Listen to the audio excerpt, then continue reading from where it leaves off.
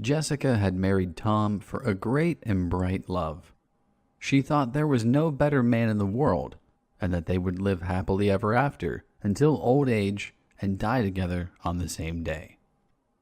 But life sometimes diverges from dreams and plans. Tom provided for the family. Jessica didn't have to work.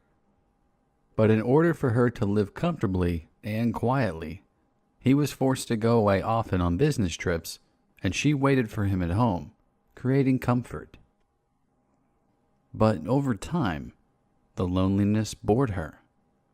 They often talked about having a baby, that Jessica would have something to do, and age was rushing in. But the pregnancy wasn't coming yet. More and more often, Jessica began to leave the house alone. She wandered around the store all day, wasting large sums on trinkets to pass the time. Then one day, sipping a cocktail while staring out the window, she didn't notice a young man sitting at her table. "Miss, you?" he asked. Jessica flinched. "How did you get here?" He was Tom's younger brother, with whom Jessica had never really gotten along with. "Do you miss your husband?" John began a casual conversation and ordered 2 cocktails. "I miss him too. Let's miss him together." Jessica sat silently, and John continued to talk, and gradually moved on to jokes that made Jessica laugh. She hadn't even noticed how engrossed she was in the conversation, and they chatted at length, finishing their 3rd cocktail. She suddenly realized that he was not the bore she had once thought he was, and probably a more interesting conversationalist than Tom. This remark flashed in passing and alerted Jessica. It was already dark outside the window. Jessica realized that her phone had run out of juice and her husband had not been able to reach her all day. She tried to get up, but slumped back into the chair. Her eyelids grew heavy. She laid her head on the table and fell asleep. She awoke in the morning with a terrible headache. John was sleeping soundly next to her. She tried to remember how she ended up in her and Tom's bed. But other than drinking cocktails, which had no sense of alcohol at all, nothing came to mind. She threw on her robe and wandered into the bathroom. After taking a cold shower and a pill, she cautiously peeked into the bedroom. Her and John's belongings were strewn across the floor. "Hey," she called out cautiously. "Get up. It's time for you to go." John rolled over on his side, stretched, and opened his eyes, jumped up and wrapped himself in a blanket. "Where are you from?" He rubbed his eyes. "Oh, I met you at the bar last night. I can't believe I got so drunk. You're good, too." "Yeah, I didn't even think the cocktail would be that strong. It was good and it didn't taste like alcohol." "I warned you, and you said, 'Let's have another.'" Jessica looked guiltily at John, who looked confusedly frightened and tried to tell her off, and it seemed to her that he was something different, not like everyone else. Not even like her husband. He always seemed like a nerd to her because he tried to make everything perfect. Figure things out all the way to the end and don't talk about nothing. Before she married, Jessica had often been at Tom's house, and there was John always talking about something he was passionate about. She'd thought a guy like that would never interest a girl. But now, when she saw the other side of him, something seemed to shift in her mind. Her heart was pounding strangely, and it felt like she was losing her head. John got up slowly, and noticing his brother's wife's sizzling gaze on him, cautiously he left the bedroom. When he returned from the shower, he began to quickly put on his things, but Jessica quietly came up from behind him and embraced him, turning him around to her. What if I don't let go? Stop it. It was a drunken accident. Let's get it together now. To be honest, I'm very sorry. You're not. I'm not. Jessica stared into his eyes, trying to see the spark in them. A hint that he was lying, that he enjoyed her company too. But he tried to free himself from her clinging embrace. Jessica, let go. This is madness. You're my brother's wife, okay? I feel like shit. I've never felt so bad in my life. And the worst part is, I don't remember how we ended up in the same bed. I was holding on when I had to drag you to the cab, then to the apartment. And then that was it. I don't remember anything. She continued to hold him as hard as she could. Let's remember what it was like. Don't fight it. You think I didn't notice the way you looked at me? You imagined it. Don't think so highly of yourself. I didn't mean to offend you, but you're not my type. He jerked her hands away sharply and hurried toward the exit. Tom needs to be told everything at once. Better the bitter truth, he shouted from the doorway. Don't you dare! Jessica jumped out onto the porch, closing her robe. Don't you dare, or you'll be sorry. I'm already sorry, John shouted, hurrying down the steps. When John returned home, he could not decide for a long time whether or not to dial the number on the phone. Staring at the screen for a long time, he decided that it was not a good idea to break news of this nature. I would have to talk to my brother face to face. In the evening, John's mother knocked on the door. John, Jessica just called. Her faucet's broken. She wants help. You better get over there before she floods the neighbors. Tom asked us to help in his absence. Why don't you call a plumber?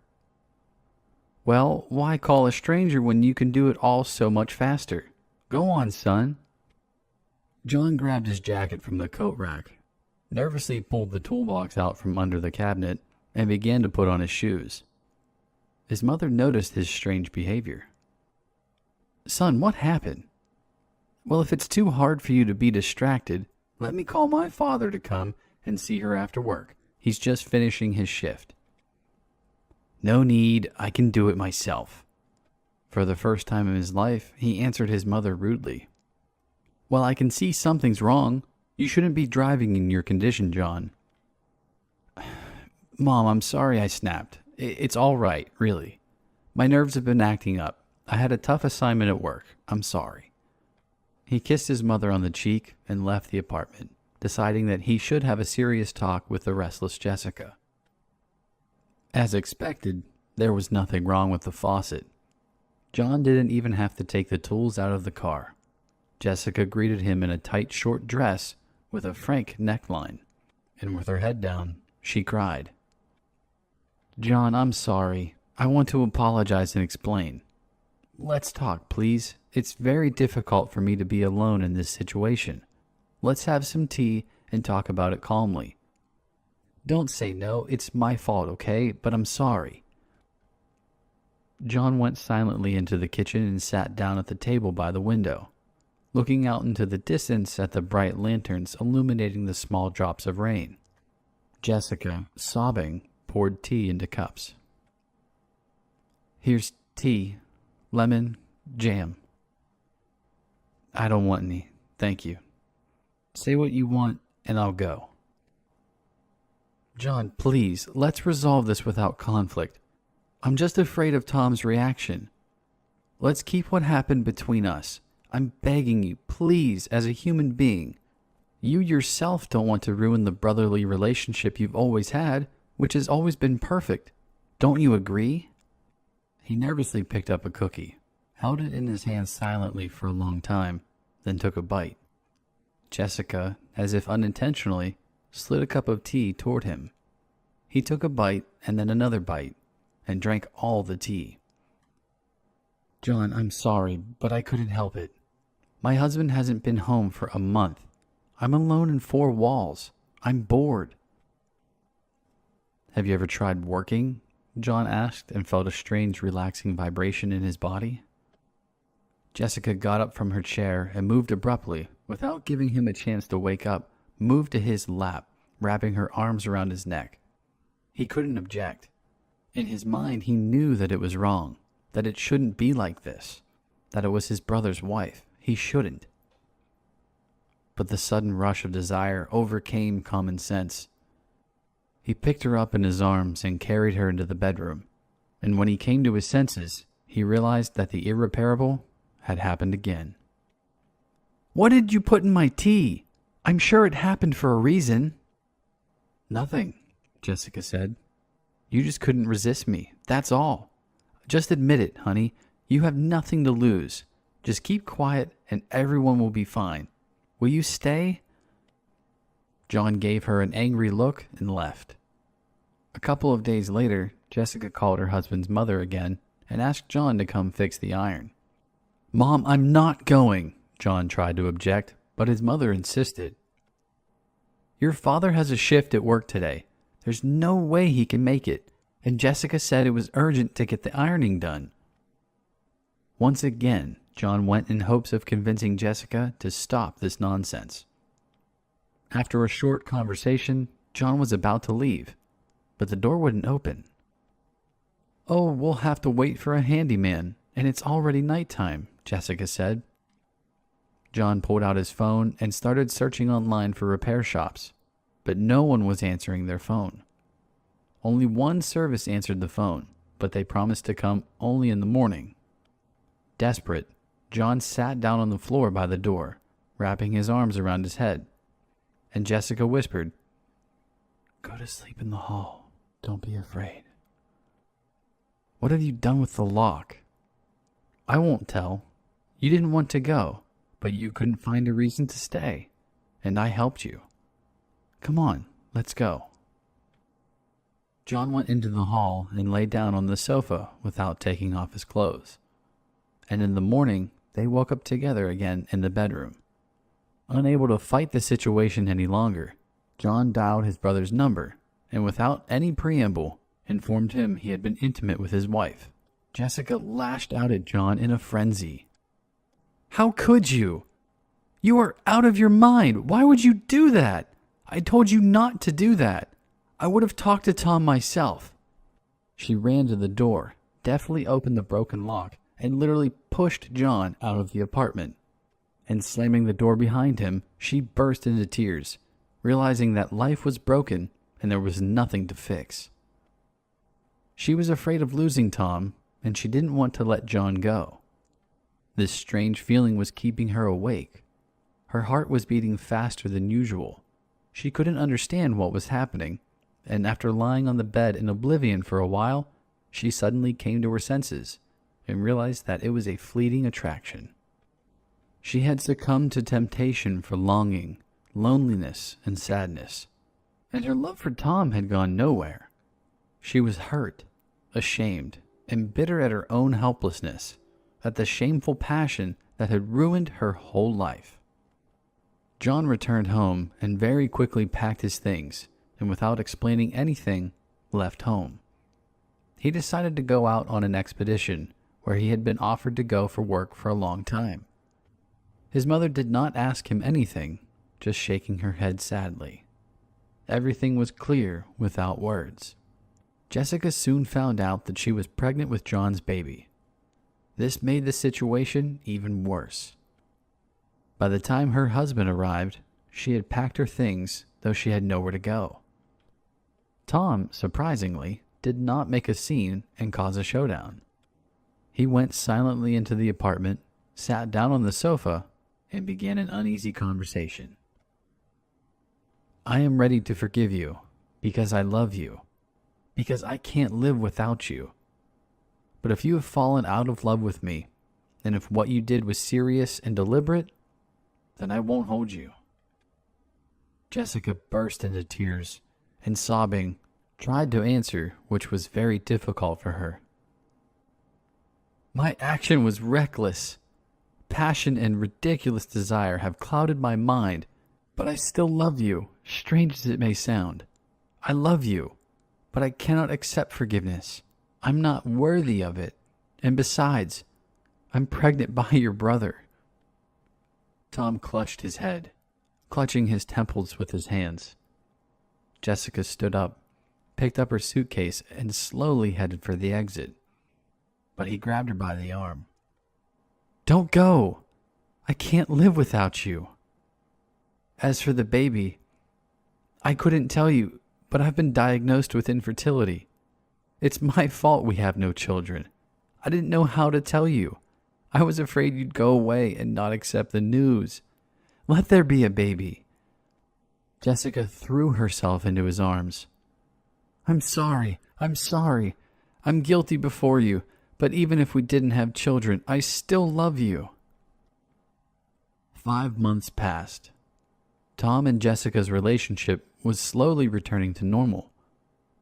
Tom had transferred to a new job and no longer needed to go on business trips.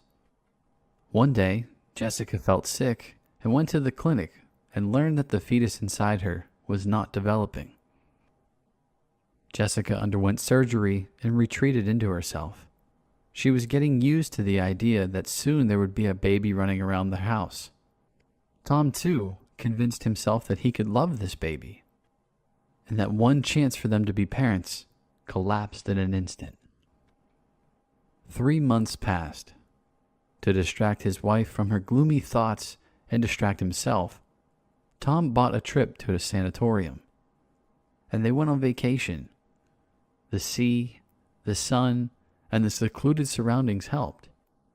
They were able to enjoy this moment, leaving everything behind. It seemed to them that after 5 years of being together, they were only now on their honeymoon together. They returned home rested, happy, and in love as if for the first time. 3 weeks passed, and one day when Tom returned home from work, he noticed a mystery on his wife's face and a new gleam in her eyes. She kept her hands behind her back. Tell me, what made you so happy? Jessica held out a pregnancy test to him. Here, look. Tom saw the 2 stripes excitedly and looked questioningly at his wife. We're having a baby boy! Unbelievable, but a fact! Tom, I love you madly. He picked her up in his arms and circled around the room for a long time, kissing her face and unable to hold back tears of joy and immense happiness. When Tom was re-examined, the doctors spread his hands. Only a miracle could bring such a change. Normally, such a diagnosis has no cure at all. Love works miracles, Tom answered, hugging his wife tenderly. Jessica gave birth to a baby boy. Then 3 years later, they had a daughter. 6 years later, another daughter. John called his family only occasionally. He married a girl in the hermit village and stayed to live in the deep taiga. And Tom and Jessica never remembered that incident and consider themselves the happiest couple. Everyone makes mistakes at some point, but it is important to understand and forgive in time, so as not to deprive themselves and their loved ones of true happiness.